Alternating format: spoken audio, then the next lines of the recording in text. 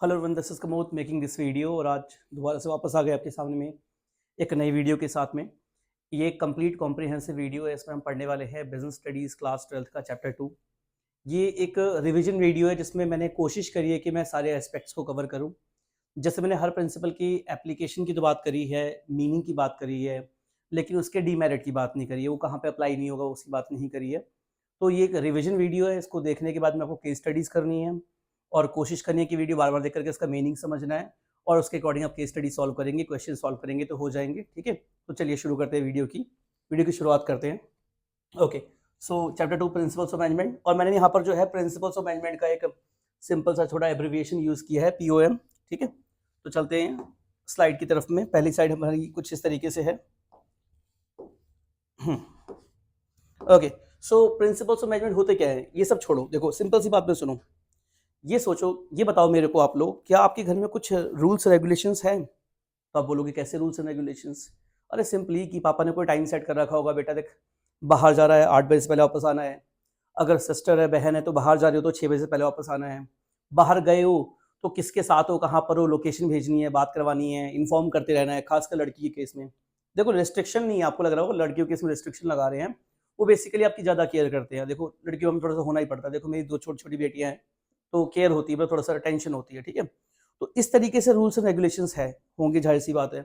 Imagine करो कि कोई ऐसा आपके पड़ोस में है जिसके घर में कोई नियम कानून नहीं है, कोई रूल्स रेगुलेशन से नहीं है, जब मर्जी जो मर्जी आ रहा है जा रहा है, तो क्या वो ठीक है? एक पल के लिए आप सोचो कि हाँ सर अच्छा है, बढ़िया, कोई रूल्स रेगुलेशन नहीं है, कोई रोकने वाला नहीं है। लेकिन एक समस्या है। ये समस्या क्यों है? मान लो आप रूल्स रेगुलेशन नहीं है, कोई कुछ कह नहीं रहा है, आप रात को घर से निकल गए हो या शाम को घर से निकले हो, किसी ने फोन ही नहीं किया, आपके साथ कुछ हादसा हो गया, कुछ बात हो गई, कोई फोन करने वाला नहीं है, कोई पूछने वाला नहीं है, तो दिक्कत हो जाएगी ना। ठीक है, तो शॉर्ट टर्म में तो मैं लगता है कि रूल्स रेगुलेशन नहीं होने चाहिए, लेकिन लॉन्ग टर्म की अगर हम बात करें तो हम खुद चाहते हैं कि रूल्स रेगुलेशंस होने चाहिए। इमेजिन करो इसी इसी बात को हम इंप्लीमेंट कर दें ट्रैफिक पे, कि अगर गाड़ियों के लिए कोई रूल्स रेगुलेशन ना हो कि लेफ्ट साइड जाने वाली है, राइट साइड आने वाली है, गाड़ी लेफ्ट साइड में चलानी होती है, रेड लाइट पे रुकना होता है, ग्रीन पे चलना होता है, येलो पे वेट करना होता है, तो ऐसे तो पता नहीं कितने एक्सीडेंट्स होंगे, क्योंकि दुनिया बोलेगी रूल्स रेगुलेशन नहीं है, मैं मेरा जहां मन करेगा मैं वहां गाड़ी चलाऊंगा। तो जैसे ट्रैफिक को मैनेज करने के लिए रूल्स रेगुलेशन की जरूरत है, फैमिली को चलाने के लिए रूल्स रेगुलेशन की जरूरत है, एक स्कूल को चलाने के लिए रूल्स और रेगुलेशंस की जरूरत होती है, वैसे ही मैनेजमेंट में कुछ basic simple set of rules and regulations होते हैं, गाइडलाइंस होती है, जिनको फॉलो करना होता है। इनको फॉलो करेंगे तो मैनेजमेंट अच्छा होगा, एफिशिएंट होगा, यानी कि विद इन टाइम काम होगा, विद एफिशिएंट होगा, विद इन कॉस्ट काम होगा, इफेक्टिव होगा, विद इन टाइम काम होगा। ठीक है, तो वो क्या रूल्स एंड रेगुलेशंस है उनकी बात करेंगे। ठीक है, तो पहले मैंने यहाँ फीचर सेट कर रखे, लेकिन मैं फीचर को पहले पढ़ाना नहीं चाहता। आप बोलोगे पहले फीचर नहीं पढ़ा तो पहले दे क्यों दिया? देखो पहले हम सारे प्रिंसिपल्स पढ़ेंगे, 14 प्रिंसिपल्स, देन फीचर पे आएंगे, क्योंकि उसके बाद इसको समझना ज्यादा इजी होगा। ठीक है, तो चलिए शुरू करते हैं, पहले प्रिंसिपल से शुरुआत करते हैं। ओके, सो पहला प्रिंसिपल हमारा हो गया डिवीजन ऑफ वर्क। ये इंपॉर्टेंस है, सिग्निफिकेंस, इसकी बात भी बाद में करेंगे, पहले प्रिंसिपल्स देखते हैं। ये रहे, पहला प्रिंसिपल कौन सा है हमारा? Division of work. एक सिंपल सी बात है, देखो आप एक ग्रोसरी स्टोर चला रहे हो, किराने की दुकान चला रहे हो, आप अच्छा काम कर रहे हो, कम कॉस्ट में सामान बेच रहे हो, कम प्राइस में सामान बेच रहे हो, अच्छी क्वालिटी का सामान बेच रहे हो, काम चल गया, काम चल गया। अब आप, जब आपकी दुकान छोटी थी तो परचेज भी आप करते थे, सेल्स भी आप करते थे, सब कुछ आप मैनेज करते थे। लेकिन अब काम चल चुका है, काम बढ़ चुका है, तो क्या फिर भी आप ही सब कुछ आप ही करते रहोगे? आप परचेज करने के लिए मार्केट में जाओगे, खारी बावली जाओगे। मैं दिल्ली में रहता हूँ, दिल्ली में एक जगह खारी बावली, जहाँ दालें सस्ती मिलती है, दाल चावल सस्ता मिलता है। तो मार्केट करने, परचेज करने भी आप जाओगे, दुकान भी आप चलाओगे, मॉर्निंग में दूध लेने भी आप जाओगे, बेचोगे भी आप। तो आप एक ही तो इंसान हो, कितने पार्ट्स में डिवाइड हो जाओगे? नहीं पॉसिबल है ना। तो जाहिर सी बात है, इस केस में आपको क्या करना पड़ेगा, किसी न किसी की हेल्प लेनी पड़ेगी। फिर आपने क्या किया, एक एम्प्लॉय रख लिया। अब एम्प्लॉय रख लिया और उसको आपने क्या कहा, भाई देख ऐसा है, मैं जा रहा हूँ खारी बाबी सामान परचेज करने के लिए, तू दुकान देख। ठीक है, लेकिन उस केस में क्या है, वो दुकान देख रहा है, दुकान में चोरी चकारी कर रहा है। तो फिर आपने क्या कहा कि मैं यहां पर हूं, तू खारी बावली चले जा। और फिर आपने क्या किया, एक चेक करने के लिए अलग से एक अकाउंटेंट बिठा दिया आपने, जो कैश सारा संभालता है। वो खारी बावली से रेट भी कंफर्म करता है कि सही रेट पर सामान आ रहा है कि नहीं आ रहा, बिल्स भी देखता है, और दुकान में सारा देखने का काम आप कर रहे हो। तो जब भी काम बढ़ता है, सिंपल सी बात है, तो हमें क्या करना पड़ता है, नंबर ऑफ एम्प्लॉइज बढ़ाने पड़ते हैं। नंबर ऑफ एम्प्लॉइज बढ़ाने हैं, उनके बीच में काम को डिवाइड करना है। जब अगर काम डिवाइड नहीं करोगे तो काम नहीं चल पाएगा, क्योंकि एक अकेला इंसान सारा काम मैनेज नहीं कर सकता। मैं अपनी खुद की एकेडमी के बारे में बताऊं तो हमारे यहाँ पे फिलहाल 4 टीचर्स हैं। तो अब वो 4 टीचर्स क्या करते हैं, प्राइमरी के लिए अलग है, प्री प्राइमरी के लिए अलग है, सेकेंडरी के लिए अलग है, senior secretary 11th 12th class को मैं पढ़ाता हूँ, ग्रेजुएशन को मैं पढ़ाता हूँ, तो अभी काम डिवाइड करना पड़ेगा ना। सारा काम मैं खुद अकेले थोड़ी ना कर लूंगा, प्रैक्टिकली फीजिबल नहीं है, पॉसिबल नहीं है, राइट। क्योंकि एक टाइम पे मैं दो अलग अलग क्लास में थोड़ी डिवाइड हो जाऊंगा। अगर यहाँ 11th पढ़ रही है तो वहां पे 9th क्लास पढ़ रही है, दोनों जगह मैं कैसे प्रेजेंट हो सकता हूँ? तो मुझे काम डिवाइड करना पड़ेगा। इसे बोलते हैं division of work. Simply means divide the work among employees, लोगों में काम को डिवाइड करो। अब क्या हुआ, फॉर एग्जाम्पल अथॉरिटी रिस्पॉन्सिबिलिटी। अब क्या हुआ कि मान लो कि मैंने आपका एग्जांपल ले लेते हैं, आपकी दुकान बहुत बड़ी हो गई, अब सुपर स्टोर बन गई, यानी बहुत बड़ी किराने की दुकान, एक तरीके से काइंड ऑफ एक प्रोविजनल स्टोर, सुपर स्टोर, ठीक है। अब क्या हुआ क्या कि आप वहां पे खाली घूमते फिरते रहते हो, देखते रहते हो कौन क्या कर रहा है, आप ज्यादा चीजों पे पर्टिकुलरली किसी एक टास्क को लेके नहीं बैठते हो, क्योंकि अगर आप कैश पे बैठ जाओगे तो बाकी कौन देखेगा, पता लगे एम्प्लॉय पीछे बैठ के फोन चला रहे हैं, दिक्कत हो जाएगी। तो पूरे टाइम राउंड लेते रहते हो। अब क्या हुआ, आपने एक अच्छे पुराने एम्प्लॉय को बोला, बेटा आज से ना तो यहाँ का एचआर मैनेजर है, क्या है, एचआर ह्यूमन रिसोर्स मैनेजर है, तेरा काम है ये देखना कि लोग टाइम पे आ रहे कि नहीं आ रहे, लोग सही से काम कर रहे कि नहीं कर रहे हैं, उनको तनख्वाह देना, अगर कुछ गलती करते तो उनको काम से भी निकाल देना। अब आपने उसको रख दिया, मान लो उसकी हाइट छोटी थी मेरी तरफ। अब क्या हुआ कि उसने एक एम्प्लॉय से बोला, हाँ भाई लेट क्यों आया, तो एम्प्लॉय ने बोला तू होता कौन है, उसने कहा जी मेरा काम है। तो उसने जो दूसरा एम्प्लॉय था जो लेट आया था, उसने आपके एचआर मैनेजर के घुसंड मार दिया, घूसा मार दिया। अब उसको घूसा क्यों मार दिया, क्योंकि भाई उसके पास कोई पावर सी नहीं है, वो रोते रोते आपके पास में आया, उसे किस्सा सुनाया। आपने क्या किया, आप अपने एचआर मैनेजर को लेकर के सारे एम्प्लॉयज के सामने में गए, आपने अनाउंसमेंट करी, भैया देखो इसका नाम है संजय, ये आज से आपका एचआर मैनेजर है, ये आपसे टाइम पूछने का अधिकार भी है, आप लेट आओगे तो आपको सुनाने का अधिकार भी है, और ज्यादा बकवास करोगे तो जॉब से निकाल दियो संजय।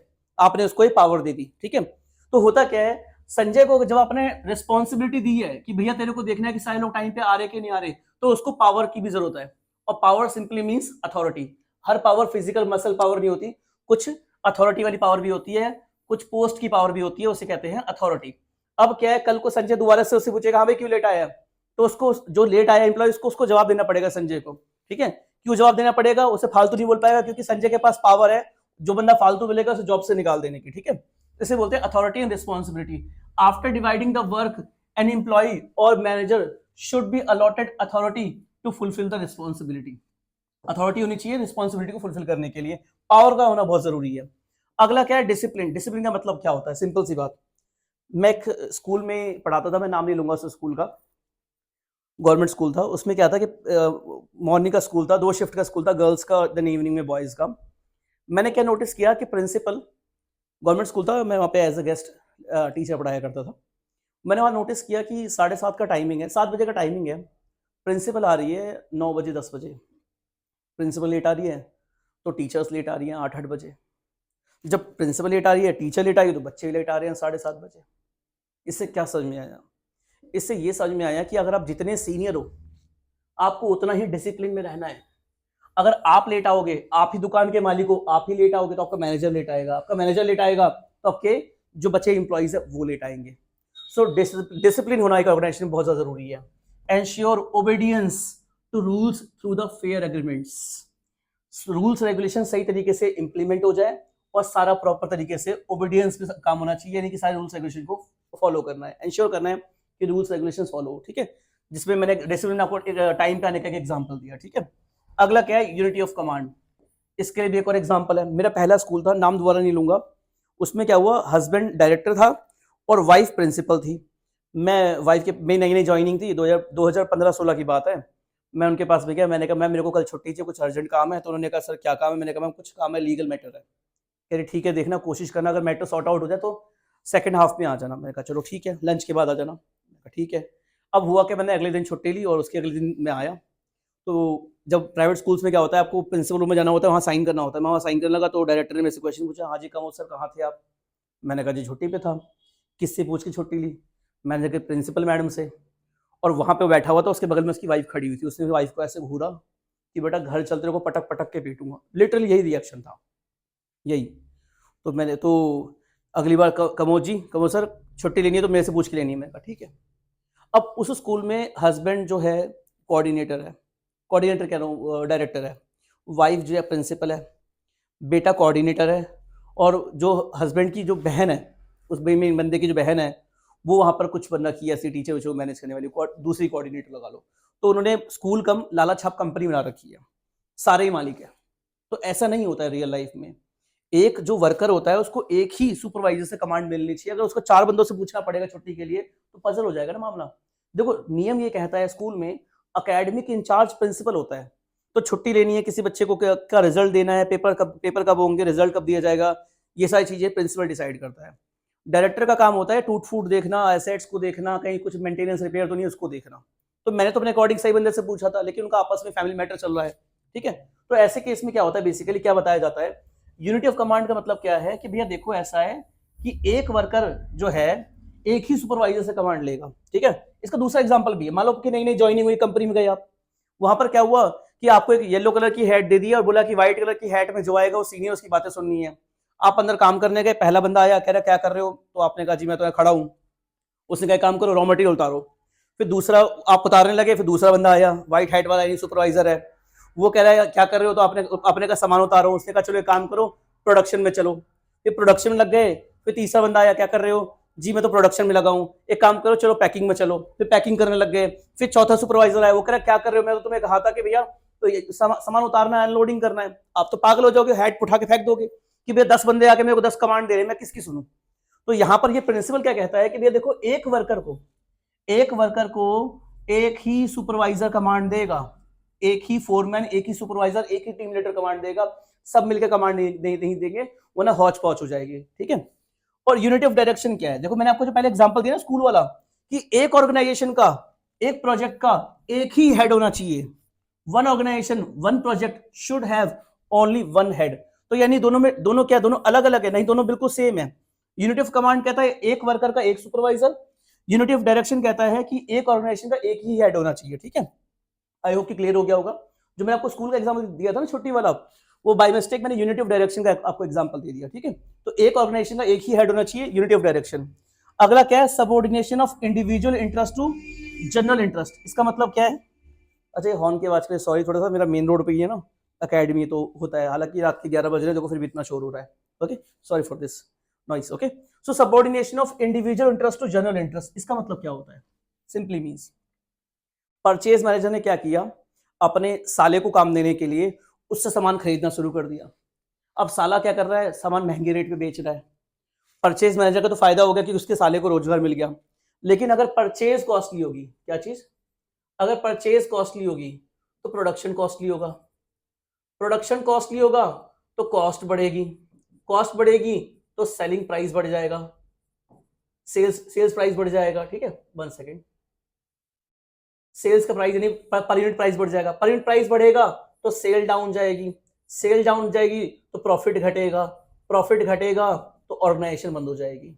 यानी एक बंदे का भला करने के लिए पूरी ऑर्गेनाइजेशन को डुबोना नहीं है। इसका आंसर क्या सिंपली मींस, इसका आंसर है कि हमें ऐसे डिसीजंस लेने हैं जो सबका भला करते हो। Give priority to organisational objective, organisation का भला करो, सबका भला होगा, more than an individual interest.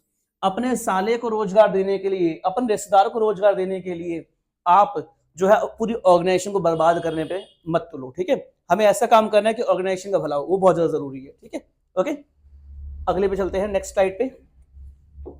Next principle क्या कहता है, देखिए फेयर रेम्यूनरेशन। देखो ये मैंने फेयर वर्ड मैंने ऐड किया क्योंकि पहले आया करता था, अभी से 4-5 साल पहले मैंने हटा दिया, इन्होंने रेम्यूनरेशन टू एम्प्लॉइज कर दिया गया। सिंपल सी बात है, अकॉर्डिंग टू दिस प्रिंसिपल और an employee should get bare minimum remuneration, यानी मिनिमम सैलरी तो मिलनी चाहिए। क्या मिलनी चाहिए, सैलरी, क्या मिलनी चाहिए, सैलरी मिनिमम तो मिलनी चाहिए, ताकि वो जो एम्प्लॉई है वो अपने आप को वो सर्वाइव कर पाए, उसकी फैमिली सर्वाइव कर पाए, ठीक है, okay. An organisation should ensure that an employee should get bare minimum compensation यानी सैलरी टू सर्वाइव, राइट। कम से कम मिनिमम सैलरी उसको मिलनी चाहिए। जैसे कोरोना काल चल रहा है, आपका मेडिकल लाइन का ही काम है, लेकिन आपको आप ड्राइवर की जरूरत थी, तो आया कोई काम करने के लिए, आपने रख लिया उसे, आपने उससे कहा सैलरी कितनी लोगे, उसने कहा सर जो दे दोगे भी सब बढ़िया, क्योंकि कोरोना में तो रोजगार ही नहीं है। आपने उसे 10,000 रुपये सैलरी दी, लेकिन क्या 10,000 रुपये किसी की इस टाइम दिल्ली में सैलरी जायज है, नहीं ना। मिनिमम 15-20 हजार तो दो, फैमिली तो सर्वाइव कर पाए। तो ये प्रिंसिपल कहता है किसी की मजबूरी का फायदा नहीं उठाना, एक मिनिमम अमाउंट सैलरी एम्प्लॉय को मिलनी चाहिए। अगला सेंट्रलाइजेशन डिसेंट्रलाइजेशन, इसमें क्या एग्जांपल है, पहले एग्जांपल सुनो फिर मीनिंग पढ़ेंगे। आप लाला छाप कंपनी चला रहे हो, आपने कहा सारी पावर मेरे पास होनी चाहिए, किसी को वॉशरूम ही जाना है तो मेरे से पूछ के जाना है। अब आप ऑर्गेनाइजेशन में अकेले जो हो, पावर का सेंटर हो, ओनर हो आप, अपने का सारे डिसीजन मेरे से लिए जाएंगे पूछ करके। अब किसी इंप्लॉय को वॉशरूम जाना है, अब 100 इंप्लॉय कंटिन्यूस आपसे बातचीत करें, सर डिस्काउंट दे दूं, सर सामान बेच दूं, सर ये कर दूं, सर वो कर दूं, सर ऐसा सर वैसा, और आप भी कॉल कर रहे हो, वो फोन नहीं उठा पाया, तो क्या उसका वेट करते करते क्या वॉशरूम निकल जाएगा? क्या सुसु थोड़ी निकल जाएगा? वॉशरूम जाना तो जाओगे ना। तो इस केस में क्या होता है, अगर कोई बंदा सारी पावर अपने पास रखता है उसे कहते हैं सेंट्रलाइजेशन, सारी पावर डिवाइड कर देता है उसे कहते हैं डिसेंट्रलाइजेशन। तो सारी पावर अपने पास थी, ये गलत था, क्योंकि भाई वॉशरूम में थोड़ी पूछ के जाया जाएगा। फिर लाला छाप कंपनी ने क्या किया, ओनर ने क्या किया, अब सारी पावर सबको डिवाइड कर दी। अब आपने क्या किया, आप सेल्स पर्सन, उसकी उसकी ग्रोसरी शॉप में, उसके प्रोविजन स्टोर में, उसके सुपरमार्केट में, आपने देखा एक सुंदरी सी लड़की आई, उसने बोला जी ये क्रीम कितने की है, फेस क्रीम, तो मान लो उसका प्राइस है 200 रुपए, आपने कहा जी आपके लिए 90% ऑफ, 200 की क्रीम 20 रुपए में। आपने कमिटमेंट कर दी, और बिलिंग करवाने जाएगी, वो तो अड़ जाएगी, बोलेगी भैया मेरे को 20 रुपए में क्रीम दो, क्योंकि मेरे को तो सेल्स पर्सन ने बोला है, और देनी पड़ जाएगी क्योंकि उसने कमिटमेंट करी है। तो ऐसे केस में क्या है कि उसने जो सेल्स पर्सन है या आपने जो भी है, उस अपनी मर्जी से 90% का डिस्काउंट दे दिया, लेकिन ऐसा अलाउ तो नहीं होना चाहिए ना। तो आपने जब क्वेश्चन किया कि आपने भाई तूने ऐसा क्यों किया, 90% का डिस्काउंट क्यों दिया, तो उसने कहा जी डिसेंट्रलाइजेशन है, I have power to take decision. तो ये भी गलत है। तो जब ये भी गलत है, ये भी गलत है, तो क्या करें, मॉडरेट, क्या करना है, मॉडरेट सेंट्रलाइजेशन करना है। इसका मतलब क्या होता है, पावर्स दो लेकिन एक लिमिट में। जैसे एक सेल्स पर्सन को इतनी पावर होनी चाहिए कि वो 5 से 10% का डिस्काउंट दे, 90% का डिस्काउंट ना दे दे। एक एचआर मैनेजर को इतनी पावर है कि एम्प्लॉय को जॉब से निकाल दे, लेकिन बदले में जिन लोगों को जॉब से निकाला गया है, मंथली एक बार उसकी रिपोर्ट ली जाएगी, किन किन लोगों को जॉब से निकाला गया है, क्यों निकाला गया है, जिनको निकाला गया उनका बिल्कुल सही काम करता है, फोन नंबर तक उनसे फोन करके फीडबैक लिया जा सके कि क्या समस्या थी, क्यों तुम्हें जॉब से निकाला, क्यों तुमने जॉब छोड़ी है फिर। ठीक है, तो मॉडरेट करना, ना सेंट्रलाइजेशन अच्छा है ना डिसेंट्रलाइजेशन, क्या अच्छा है, मॉडरेट, यानी बीच का रास्ता। ठीक है, तो इसका मीनिंग क्या है, balance decision making authority who owns the full power. जिसके पास फुल पावर होती है उसको इस तरीके से डिसीजन को डिवाइड, डिसीजन मेकिंग या पावर इस तरीके से डिवाइड करनी है कि कोई मैस ना हो जाए। ठीक है, स्केलर चेन, यानी एक अगर समझ में आया दोबारा रिपीट करो भाई, पूरी पूरी रिस्ट्रिक्शन भी नहीं, पूरी फ्रीडम भी नहीं, दोनों गलत है, बीच का काम करो। जैसे कहते हैं ना लड़कियों को नहीं बाहर जाना अलाउ नहीं है, लड़कियों के लिए भाई ये करो कि देखो भाई देखो, क्योंकि दुनिया समाज जमाना ठीक नहीं है, उनको बोलो भाई बाहर जा रहे हो फोन लेके जाओ, भाई लोकेशन शेयर कर दो लाइव, हर आधे घंटे फोन करके पूछेंगे सब ठीक है, ओके रिपोर्ट है, अब ये लड़की अपनी साइड से फोन कर दे। तो इस तरीके से काम करना है, ना फुल फ्रीडम देनी है, ना पूरा केज बना करके जंगले में रखना है। ठीक है, इस तरीके से लड़कियों की सेफ्टी के लिए बता रहा हूँ, बुरा मत मानना कल से। ओके, कई पता लगे कमेंट करके मेरे को गालियां देने लग जाओ। एक बार मुझे गाली से याद आया, एक बार क्या हुआ, कुछ टाइम पहले बीटीएस का ना बहुत बोलबाला था, 2022 के आसपास की बात है। बीटीएस एक है कोरियन बैंड, तो मैंने कहा ये होता क्या है, क्योंकि मैंने देखा कि मैं गर्ल्स स्कूल में पढ़ाता था, सारी लड़कियां पागल है, video BTS BTS BTS, Korean के पीछे, कोरियन में नाम लिख रही है अकाउंट्स का सब्जेक्ट का स्कूल की नोटबुक पे। मैंने कहा क्या होता है, क्या सर सर्च करके देखो यूट्यूब पे। मैंने सर्च किया, उनका कुछ गाना वाना चल रहा था, लड़के वड़के थे, मैंने लिख दिया कि क्या ये बेवकूफ बनाने वाली चीज़ है, इसकी वजह से सारा का सारा इंडिया मिसगाइड हो रखा है। मैंने ऐसे क्या लिखा, मेरे को उस कमेंट में इतनी गालियां पड़ी, इतनी गालियां पड़ी कि मुझे कमेंट डिलीट करना पड़ा। सोचो लड़कियां कितनी ज्यादा पागल होती हैं। ठीक है, तो अगर ऐसा कुछ हो तो मुझे वैसे ही बता देना। ओके, चलो आगे बात करते हैं, गाली मत देना। ओके, स्केलर चेन क्या होता है, सुनो। स्केलर चेन को समझने के लिए हमें चाहिए बोर्ड, ये रहा एक सीईओ, इसके अंडर में है जनरल मैनेजर, इसके अंदर में प्रोडक्शन मैनेजर, इसके अंडर में है ब्रांच मैनेजर, इसके अंदर में है एक सुपरवाइजर, इसके अंडर में एक वर्कर, इसके अंदर में है दूसरे डिपार्टमेंट का director, regional manager, production manager, branch manager, supervisor, employee. मान लो ये प्रोडक्शन करता है और मान लो ये सेल्स करता है, सेल्स वाले को लगा क्वालिटी डाउन है, तो ये डायरेक्ट इसके पास आके लड़ाई नहीं करेगा, क्योंकि बनाया सामान इसने है, इसके पास आके लड़ाई नहीं करेगा, ये गलत है। तो क्या करना है, ये इन्फॉर्म करेगा सुपरवाइजर को, सुपरवाइजर करेगा मैनेजर को, वो करेगा एरिया मैनेजर को, वो करेगा सीईओ को, यानी कि मेल में सीसी मार्क किया जाता है बेसिकली, ये इसको, ये इसको, ये इसको, ये इसको, ये इसको, इस तरीके से पूरा proper chain of information, chain of connection बना के चलना होता है। ऐसा नहीं है कि मान लो जैसे फॉर एग्जांपल भाई मैं यूनिवर्सिटी पढ़ाता हूँ, मुझे कोई समस्या है तो मैं डायरेक्टली वाइस चांसलर मैडम के पास जाकर कंप्लेंट नहीं करूंगा, मैं लेवल के अकॉर्डिंग जाऊंगा, मैं अपने सुपरवाइजर के पास जाऊंगा, वो उस डीन के पास जाएंगे, वो रजिस्ट्रार के पास जाएंगे, देन वो वाइस चांसलर के पास जाएंगे, डायरेक्टली नहीं जाना होता। ठीक है, हाँ कोई इमरजेंसी वाली बात है तो वो अलग केस है। ठीक है, अंडरस्टूड। तो ये इसे कहते हैं स्केलर चेन। अब इसमें एक होता है गैंग प्लैंक। गैंग प्लैंक क्या होता है, ध्यान सुनो। मान लो इनकम टैक्स की रेट पड़ गई, इसे पता लग गया इनकम टैक्स की रेट पड़ने वाली है, तो इस केस में ये इसको यहाँ पर इन्फॉर्म नहीं करेगा। मान लो सारे अकाउंटिंग रिकॉर्ड्स ये रखता है फाइनेंस डिपार्टमेंट वाला, अगर इसे पता लग गया इनकम टैक्स की रेट पड़ने वाली है, ये डायरेक्ट इसके पास पहुंच जाएगा। इसे कहते हैं गैंग प्लैंक। वैसे गैंग प्लैंक हमेशा सेम लेवल वाले के साथ होता है, लेकिन मान लो कुछ ऐसी इमरजेंसी, आग लग गई, आग लगने में थोड़ी ना मेल करोगे भागो भागो भागो भागो, ले सीईओ ही फंस गया मर गया, ऐसा नहीं होना चाहिए। ठीक है, आग लगी है तो उस केस में डायरेक्टली किसी के पास चले जाओ, इनकम टैक्स की रेट पड़ी किसी के पास चले जाओ। इन केस ऑफ अर्जेंसी नीड ये रूल फॉलो नहीं होता, उसे कहते हैं गैंग प्लैंक। क्या कहते हैं? गैंग, मैं लेता हूं गैंग प्लैंक। ठीक है, अंडरस्टूड। तो अर्जेंसी के केस में क्या फॉलो होता है? Gang plank. और नॉर्मल केस में क्या फॉलो होता है? नॉर्मल केस में स्केलर चेन फॉलो होता है, पूरा सिस्टम सेट। ठीक है, तो चलिए चलते हैं अगले वाले पे। ओके, सो हमारा क्या था? हाँ, scalar chain. Follow the formal chain of authority, use gang plank in case of urgency. ठीक है, अब बात करते हैं ऑर्डर। ऑर्डर का मतलब क्या होता है? इसको लेके बहुत कॉमन सी केस स्टडी आती है, अक्सर आती है। In your school books are kept in vice principal room, chalk is kept in library, attendance register is kept in computer room, so which principle is not followed here? तो देखो simple सी बात है, बुक्स कहाँ होनी चाहिए? Library में। चौक कहाँ होनी चाहिए? क्लासरूम के अंदर में। ठीक है, और आपका और तीसरा क्या था? मान लो कि आपका अटेंडेंस रजिस्टर कहाँ होना चाहिए? भाई वो तो प्रिंसिपल रूम में होना चाहिए। तो चीजों को सही जगह पे रखना, सही ऑर्डर में रखना इज कॉल्ड ऑर्डर। चीजों को सही जगह पे रखना, उन्हीं की जगह पे रखना। ठीक है, यहां वहां मत रखना।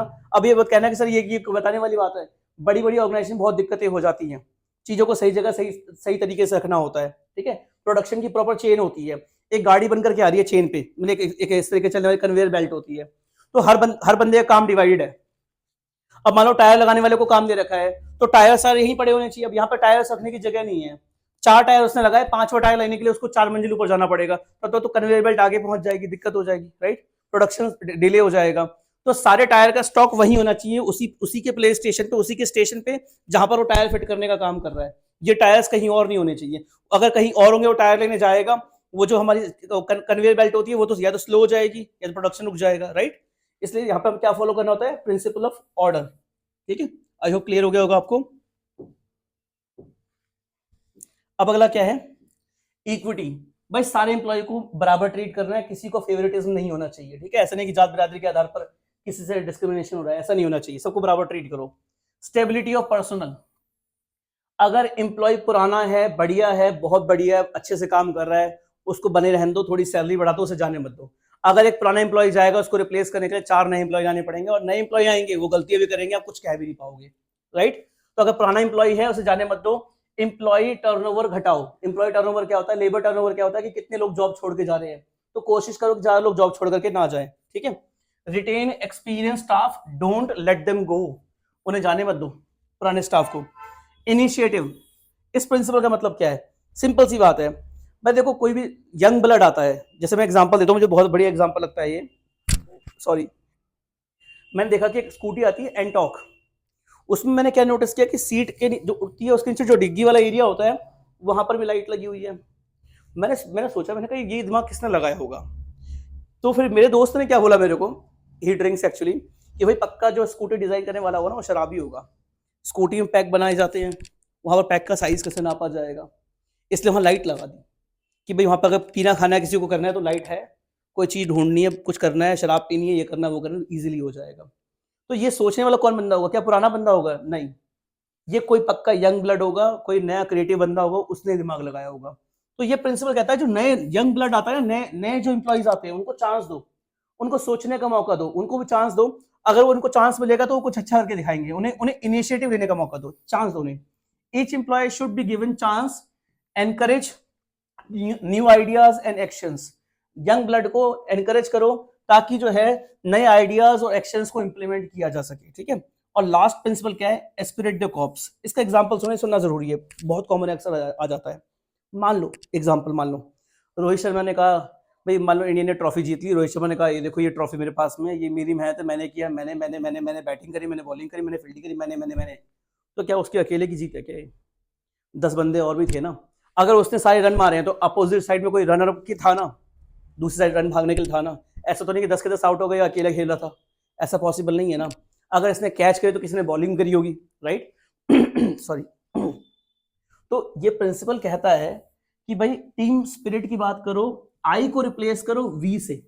अगर ये जीत तो पूरी टीम इंडिया की जीत है, अगर ये हार है तो पूरी टीम इंडिया की हार है। पूरी टीम को साथ लेके चलना है, अकेले अकेले मैं नहीं करना है। ठीक है, ओके, प्रिंसिपल्स क्लियर हो गए आप सभी को। अब हम जो साइंटिफिक मैनेजमेंट वाले प्रिंसिपल उनको बाद में पढ़ेंगे, पहले ना इसके फीचर्स पढ़ लेते हैं और इसके सिग्निफिकेंस पढ़ लेते हैं। ठीक है, ओके, अब आपको अच्छी तरीके से समझ में आएंगे। वापस चलते हैं, देखो बात करेंगे पहले मीनिंग। भाई meaning of principles of management क्या है? It refers to general guidelines to run the business. It simply means, यहां पे कैपिटल होना चाहिए, it simply means basic set of rules and regulations. ठीक है, basic set of rules and regulations को क्या कहते हैं? प्रिंसिपल्स ऑफ मैनेजमेंट कहते हैं। इसके फीचर क्या है? Universal validity. देखो जैसे यूनिटी ऑफ डायरेक्शन है, डिवीजन ऑफ वर्क है। अब डिवीजन ऑफ वर्क ऐसे थोड़ी ना काम बांटने का इंडिया में होता है, चाइना में नहीं होता, हर जगह पर होता है। तो इसकी वैलिडिटी क्या है? यूनिवर्सल, पूरी दुनिया में। Form by practice and experiment. जितने भी जो प्रिंसिपल्स ऑफ मैनेजमेंट बने हैं, पीओएम जो बने हुए हैं, वो प्रैक्टिस से बने हैं, एक्सपेरिमेंट कर करके बने हैं। ठीक है, all the principles are made by rigorous experiments and practices. बार बार प्रैक्टिस किया, देखा किससे बेटर रिजल्ट आ रहा है, उसको प्रिंसिपल बना दिया गया। ठीक है, डायनेमिक एंड फ्लेक्सिबल। जितने प्रिंसिपल है, एक सिंपल सी बात है, ग्रेविटी, पता है ना ग्रेविटी, गुरुत्वाकर्षण। ग्रेविटी का जो प्रिंसिपल है, क्या ऐसा है कि दिल्ली में ज्यादा है, राजस्थान में कम है, जम्मू कश्मीर में ज्यादा है? ऐसा तो नहीं है, सब जगह बिल्कुल बराबर है। नॉर्मल सी बात है, नॉर्मल, हल्का फुल्का एक आध आउंस का वेरिएंस, बात अलग है, वैसे तो पूरे अर्थ में बराबर है ना। और ग्रेविटी कोई खत्म भी नहीं कर सकता, चेंज भी नहीं कर सकता। लेकिन जो प्रिंसिपल ऑफ ग्रेविटी है वो नेचुरल साइंस का प्रिंसिपल है। किसका प्रिंसिपल है? नेचुरल साइंस का। आग में हाथ डालोगे जलेगा, इस स्विच बोर्ड में उंगली डालो करंट लगेगा, नेचुरल साइंस का प्रिंसिपल है। लेकिन वो चेंज नहीं हो सकता, नेचुरल साइंस का, करंट लगने वाला, आग से जलने वाला, ग्रेविटी वाला, वो चेंज नहीं हो सकता। लेकिन प्रिंसिपल्स मैनेजमेंट जो होते हैं, ये डायनेमिक है, फ्लेक्सिबल है, सिचुएशन पड़ेगी तो ये चेंज भी कर दी जाती है। ठीक है, सिचुएशन के अकॉर्डिंग क्या हो जाते हैं, चेंज हो जाते हैं। जो 14 प्रिंसिपल अभी हम पढ़ रहे हैं, ये अपडेटेड वाले, ये ओरिजिनल नहीं है। ओरिजिनल स्टडी 1905 या 1909 की आई गेस, ये ओरिजिनल वाले नहीं है, ये काफी ज्यादा चेंज हो चुकी है। ठीक है, principles can change, not rigid, static like natural science. ये नेचुरल साइंस की तरह स्टैटिक नहीं है, फिक्स नहीं है, ये चेंज हो सकती है सिचुएशन के हिसाब से। ये जनरल गाइडलाइंस है, मैंने बताया ना, basic set of rules and regulations है। कंटिंजेंट है, जैसे मैंने आपको बताया, मैंने जस्ट अभी आपको बताया, स्केलर चेन है। क्या है? Scalar chain. देखो ये रहा, मैं दोबारा से बताता हूं आपको। मैंने बताया स्केलर चेन प्रिंसिपल है कि भाई कम्युनिकेशन इस तरीके से होगा, कम्युनिकेशन इस तरीके से होगा। और गैंग प्लैंक, भाई ऐसे करके गैंग प्लैंक हो जाएगा, यानी यहाँ का एम्प्लॉय डायरेक्ट यहाँ से बात कर सकता है। लेकिन ये चेक करना है कि कम्युनिकेशन ऐसे होगा कि ऐसे होगा, ये तो तब सोचा जाएगा ना जब कुछ ऐसी बात होगी। यानी कंटिंजेंट, कंटिंजेंट वर्ड कहां से आया? ये अकाउंट से आया है। Depends upon happening. अगर कोई वाक्या होगा, कोई किस्सा होगा, कोई समस्या होगी, तो प्रिंसिपल आएगा बीच में काम करने के लिए, यानी ये गाइडलाइंस। ऐसा नहीं होगा। ठीक है, तो ये जितने प्रिंसिपल्स होते हैं ये कंटिंजेंट होते हैं, यानी डिपेंड्स अपॉन हैपनिंग होते हैं। क्या होते हैं? Depends upon happening. और ये मेनली बिहेवियरल है। बिहेवियरल का मतलब क्या होता है? जितने प्रिंसिपल पढ़ रहे हैं, पूरा चैप्टर पढ़ रहे हैं, मैनेजमेंट पढ़ रहे हैं, ये एम्प्लॉय का बिहेवियर सुधारने के लिए पढ़ रहे हैं, बिहेवियर पे काम करने के लिए पढ़ रहे हैं। हमें ये बताना है उनको, भाई देखो ऐसा है, ऑर्गेनाइजेशन में एम्प्लॉय हो, काम तो करना पड़ेगा, काम चोरी से काम नहीं चलेगा। ठीक है, नेक्स्ट पे चलते हैं हम लोग।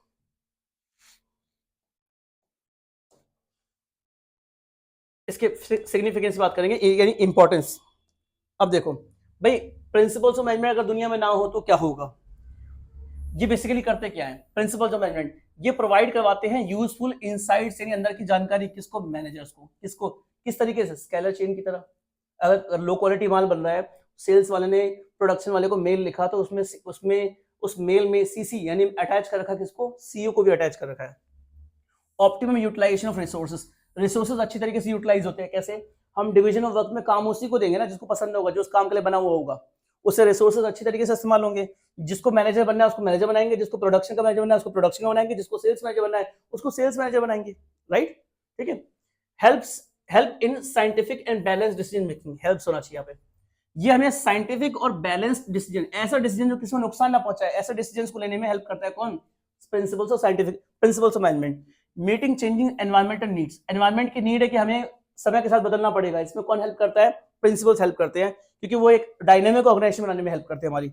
डायनेमिक ऑर्गेनाइजेशन क्या होती है? मैंने पिछली वीडियो में बताया था, ऐसी ऑर्गेनाइजेशन जो समय के हिसाब से अपने आप को बदल लेती है। ठीक है, management training, education and research. भाई इन प्रिंसिपल्स पे मैनेजमेंट की ट्रेनिंग भी होती है, एमबीए में एजुकेशन भी होती है, और पीएचडी में इस पे रिसर्च भी होती है, जो कि मैं कर रहा हूँ, राइट। और ये ट्रेनिंग भी है और ये एजुकेशन भी है, राइट। ठीक है, आई होप क्लियर हो गया होगा आपको। अब चलते हैं साइंटिफिक मैनेजमेंट की तरफ। हमने सारे हेनरी फेयोल के प्रिंसिपल्स कर लिए हैं। अब एफडब्ल्यू टेलर के प्रिंसिपल्स ऑफ साइंटिफिक मैनेजमेंट बात करेंगे। पहला प्रिंसिपल कहता है science not a rule of thumb, यानी काम किया जाएगा उस मेथड से जो मेथड ज्यादा बेटर होगा, मेथड विच विल वर्क। हम ऐसे किसी फिक्स मेथड पे नहीं अटक जाएंगे, जैसे थंब रूल होता है, थंब रूल ऐसे करके थंब रूल होता है, तो साइंस वाले थंब रूल को फॉलो नहीं करेंगे, हम उस मेथड की बात करेंगे जो मेथड ज्यादा बेटर जिससे काम बनेगा। हम एक फिक्स मेथड की तरफ अटके नहीं रहेंगे।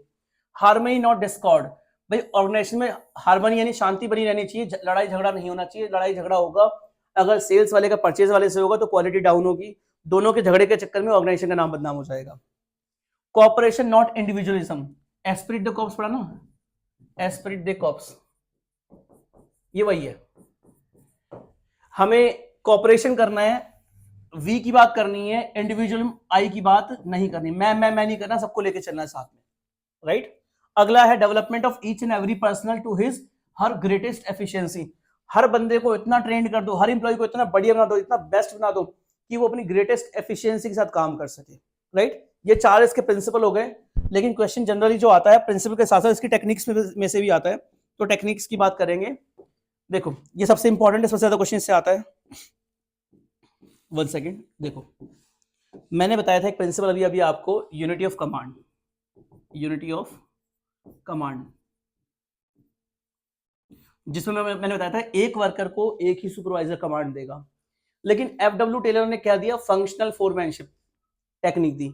इस टेक्निक में एक फैक्ट्री मैनेजर होगा, जिसके अंदर में एक प्लानिंग ऑफिसर होगा, एक प्रोडक्शन ऑफिसर होगा, उसके अंदर में एक root clerk, instruction clerk, time cost clerk, discipline clerk, inspector, repair boss, gang boss, speed boss, ये 8 बंदे मिलकर के इसकी बैंड बजाएंगे। अब मुझे बताओ अगर एक वर्कर पे 8 बंदे मिलकर के प्रेशर डाल रहे हैं, क्या वो काम कर पाएगा? नहीं कर पाएगा ना। तो ये वाला कंप्लीटली अगेंस्ट है यूनिटी ऑफ कमांड के। और मैं पर्सनली यूनिटी ऑफ कमांड को ही फेवर करता हूं, क्योंकि एक वर्कर को एक ही सुपरवाइजर कमांड देना चाहिए। अगर उसको 8 लोग कमांड देने लग गए, 8 छोड़कर 2 लोग भी कमांड देने लगे, वो बंदा पागल हो जाएगा, राइट। अब इसके मीनिंग देख लेते हैं। प्लानिंग ऑफिसर जो प्लान करता है, प्रोडक्शन वाला जो एक्चुअली में काम करता है। रूट क्लर्क बात करेगा कि किस रूट से काम होगा। इंस्ट्रक्शन कार्ड क्लर्क जो इंस्ट्रक्शन कार्ड होते हैं बांटेगा, तो भाई तेरे को ये करना है, तेरे को ये करना है, तेरे को ये करना है। टाइम एंड कॉस्ट क्लर्क ये डिसाइड करेगा कितने टाइम में कितनी कॉस्ट में काम होगा। डिसिप्लिन वाला देखेगा कि भाई सारा काम सही तरीके से हो रहा है कि नहीं हो रहा, डिसिप्लिन मेंटेन करेगा। ये मेंटेन करेगा और चेक करने के लिए कौन आएगा? इंस्पेक्टर आएगा। रिपेयर बॉस रिपेयरिंग का ध्यान देगा। गैंग बॉस कौन होता है? इसके अंदर 4 बंदे होते हैं, उन 4 बंदों को देख रहा होता है, kind of unity of command, लेकिन इसका ज्यादा पावर्स नहीं होती। स्पीड बॉस ये देखता है कि काम स्पीड से हो रहा है कि नहीं हो रहा, और सारे मिलकर किसकी बैंड बजा रहे हैं? वर्कर की बैंड बजा रहे हैं, राइट। चलिए तो अगले चलते हैं। सिर्फ 5 टेक्निक और है हमारी, 6 टेक्निक और है, ज्यादा वीडियो लंबी हो जाएगी, वरना फिर कोशिश करो थोड़ा तेजी में कवर करने की। देखो अगली टेक्निक क्या है? स्टैंडर्डाइजेशन। जूता कभी आपने सुना है कि 5.5 नंबर का, 6.25 का, 7.25 का? नहीं ना। कभी आपने दूध का पैकेट देखा है 400 ग्राम का, 300 ग्राम का, 150 ग्राम का, 550 ग्राम का? नहीं होता ना। दूध का पैकेट कितना होता है? देखो ये तो ½ लीटर होगा, ये तो 1 लीटर होगा, ये तो 2 लीटर होगा, या तो 5 लीटर होगा, या तो 10 लीटर होगा। आपको पता है 10 लीटर का दूध की थैली आती है इतनी बड़ी, मैंने देखी हुई है हॉस्पिटल्स में, ठीक है। तो हमें एक स्टैंडर्ड सेट करना पड़ेगा कि भाई देखो आधा किलो मिलेगा, 1 किलो मिलेगा, 2 किलो मिलेगा, 5 किलो मिलेगा, 10 किलो मिलेगा। भाई 1.25 किलो दूध नहीं मिलेगा, इसकी अलग से थाली नहीं बनाएंगे हम लोग। जूते का साइज 5 होगा, 6 होगा, 7 होगा, 8 होगा, 9 होगा, जानवर यानी 10 होगा, सॉरी 9 मेरा भी खुद का साइज, ठीक है। तो ये 5, 6, 7, 8, 9 होगा। 5.5, 6.5, 7.5, 8.5, 9:15, 10:15 का साइज नहीं होगा। इसे कहते हैं स्टैंडर्ड। सिंप्लीफिकेशन, काम बिल्कुल सिंपल तरीके से होना चाहिए, कॉम्प्लिकेटेड नहीं होना चाहिए।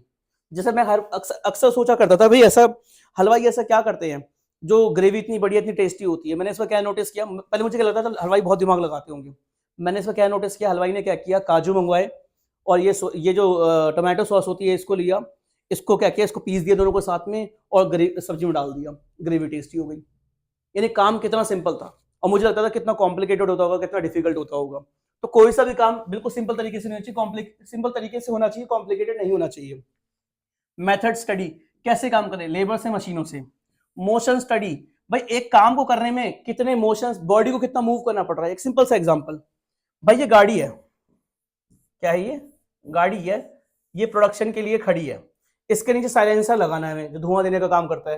पहले इसके नीचे घुस के साइलेंसर लगाना पड़ता था, तो बंदा नीचे लेटेगा, घुसेगा, यहाँ खरोच लग जाएगी, कि गाड़ी में किस नीचे स्पेस कम होता है, यहाँ लग गई, यहाँ लग गई, यहाँ लग गई।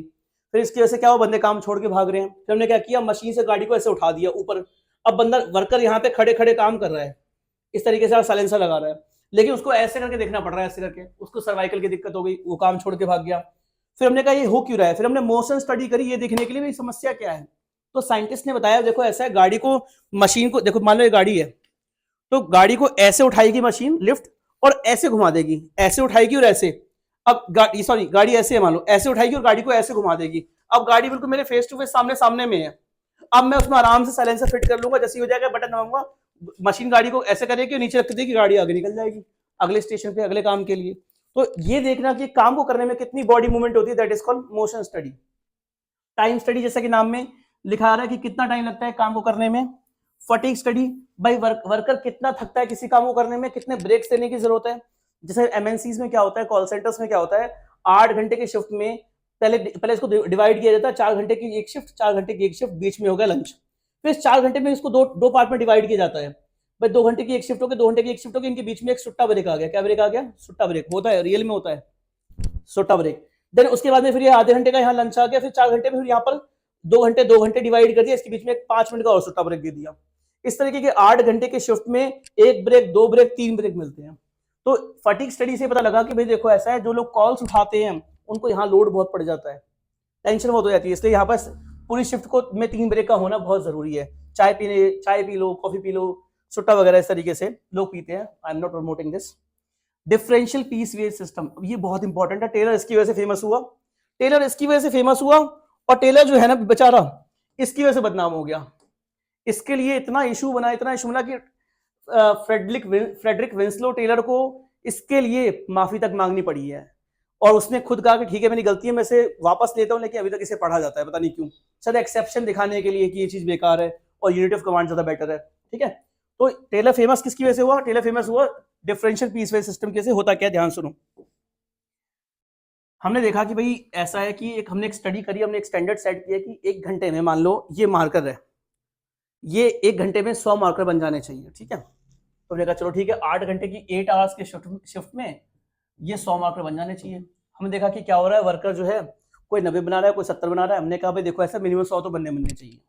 ठीक है, उसके ऊपर हमने क्या कहा कि उसके ऊपर जितने पीस बनाओगे, अगर 10 पीस बनाओगे ऊपर से, यानी 100 + 10, तो ये बनाओगे तो आपको सैलरी मिलेगी, ये बनाओगे तो ऊपर से पर मार्कर आपको 10 रुपए, फॉर एग्जाम्पल 50 रुपए मिलेंगे। 10 मार्कर गुणा 50 कितने, 500 रुपए एक्स्ट्रा बन गए। फिर हमने कहा देखो ऐसा है, 100 तो बनाने ऊपर से 10 बनाओगे तो ये इस पर मार्कर 50 रुपए मिलेगा, इसके ऊपर भी बनाओगे तो पर मार्कर 60 रुपए मिलेगा, जितने मर्जी बनाओ। अब इसकी वजह से क्या हुआ, हर वर्कर 100 से ज्यादा मार्कर बना रहा है, क्योंकि हमें क्या है कि मिनिमम सैलरी तो पानी है, 100 मार्कर बना करके एक दिन में। लोग इंसेंटिव पाने के चक्कर में इसके ऊपर और बना रहे हैं। बहुत से तो ऐसे लोग हैं 200 मार्कर पर डे बना रहे हैं। ठीक है, ये किसकी वजह से हो पाया, डिफरेंशियल यानी अलग अलग पीस वेज सिस्टम। भाई जितने पीस बनाओगे उसके हिसाब से वेजेस मिलेगी। अंडरस्टूड। तो यहां पर क्लास को समाप्त करते हैं, वीडियो काफी लंबी हो गई। देखो मैं थैंक यू स्लाइड भी नहीं डाल पाया मैं। ठीक है, तो यहाँ तक अगर रुके हो तो थैंक यू सो मच। ठीक है, और वीडियो अच्छी लग रही हो तो लाइक शेयर सब्सक्राइब करो। अभी ये सेकंड चैप्टर है और सारी वीडियोस इस पर आ जाएगी, पूरी 12 के 12 चैप्टर्स की वीडियो आ जाएगी इस पर। बस सपोर्ट करो, आपकी सपोर्ट की जरूरत है। ठीक है, ओके, मिलते हैं अगली वीडियो में। Till then bye bye, see you, have a nice day.